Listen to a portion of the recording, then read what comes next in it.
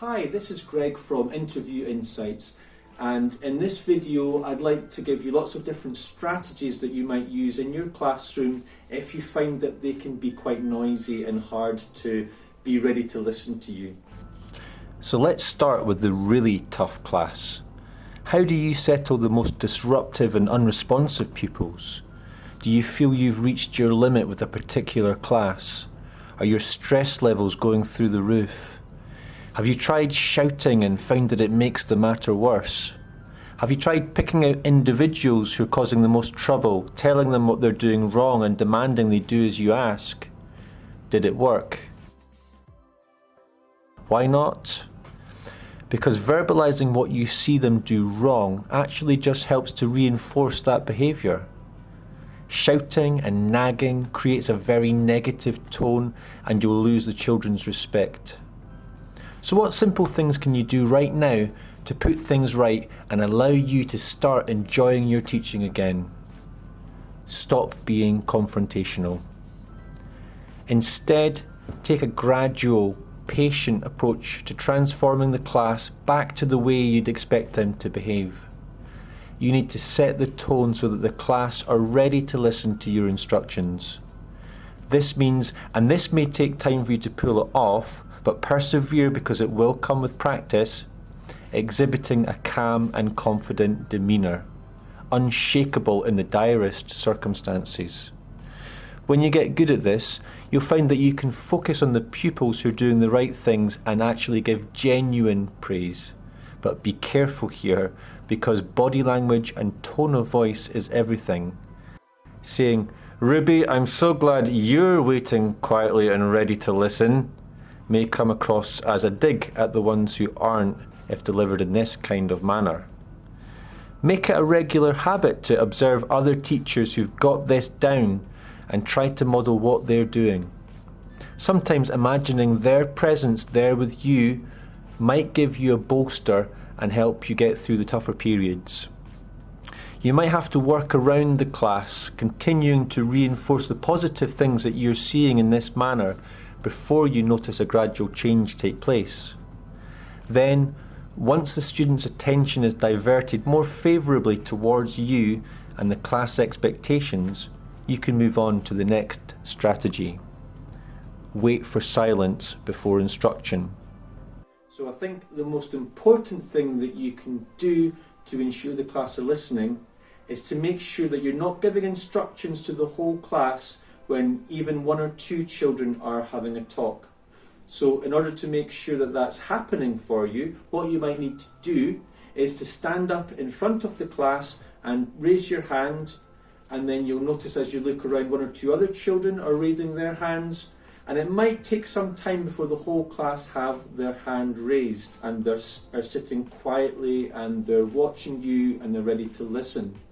So it might be quite a daunting and an awkward prospect for you to be standing up there for what seems like an eternity and waiting for everyone to be ready, and you might be tempted just to actually start talking 10 or 15 seconds into doing this because you feel a little bit embarrassed standing there.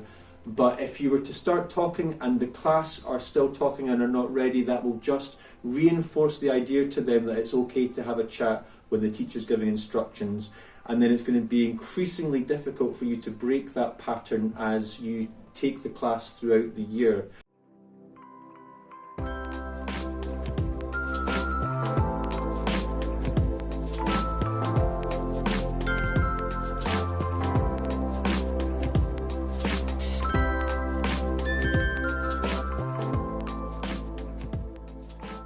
So one thing that some teachers do is they turn the lights off and on, and that can get the children's attention quite fast as well.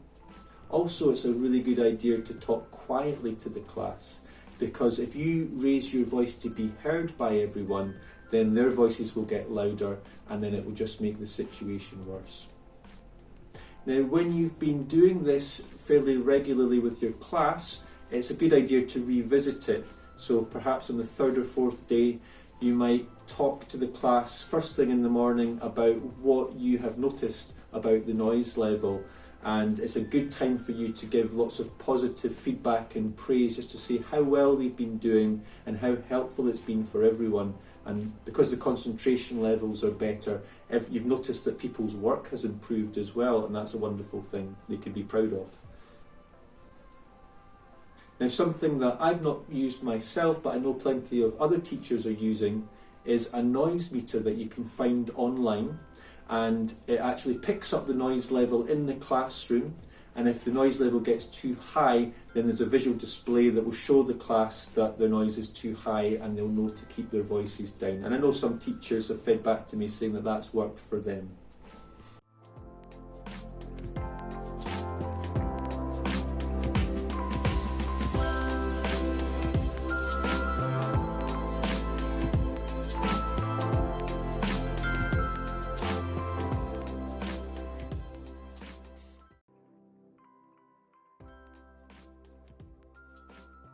If you're standing waiting for everyone to be ready, waiting for quiet, you notice the boys and girls that are ready, you've got your hand up, they've got their hand up, they're looking at you, they're listening, and then you just, without saying a word, you grab your whiteboard pen, and on the whiteboard you draw maybe a smiley face, and under the smiley face, Rebecca's sitting beautifully. You won't say this, but you'll write Rebecca, and James, Harry, and as you're doing this, the boys and the girls around the class will notice that you're just writing boys and girls' names under a smiley face, and they're wondering, what's this all about?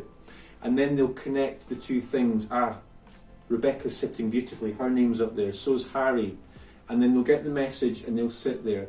And the thing that will reinforce this through the day is that if something comes up that could be a special privilege, a special job, a special perk for the boys and girls, guess who you're going to ask first to do one of those special privileges? Rebecca, Harry, anybody that's on this list underneath the smiley faces. So Rebecca, I notice you've got 3 ticks up here. You were one of the first ones ready when I was waiting at the front of the class with my hand up. You're so quick, so I think you've earned the right to choose which partner you would like to work with in this next lesson. So with this system, again, if you're consistent with it, the children will get the message that if they want to do the nice things, to be the first ones to do the nice things, then they better get their name up on that smiley list. Now, one thing that I do regularly, and I find very effective when I have a reading group down on the carpet, and I want to be able to listen to the boys and girls reading and discussing what we're reading, I don't want to hear the rest of the class because it can be very distracting and hard for us to tune into each other. So I want the rest of the class to do independent work.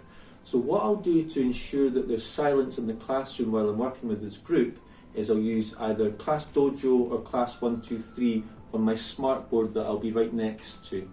Now I'll have a post-it and a pen. So I'll explain to the class my expectations. I'd like you to work silently while I take this group.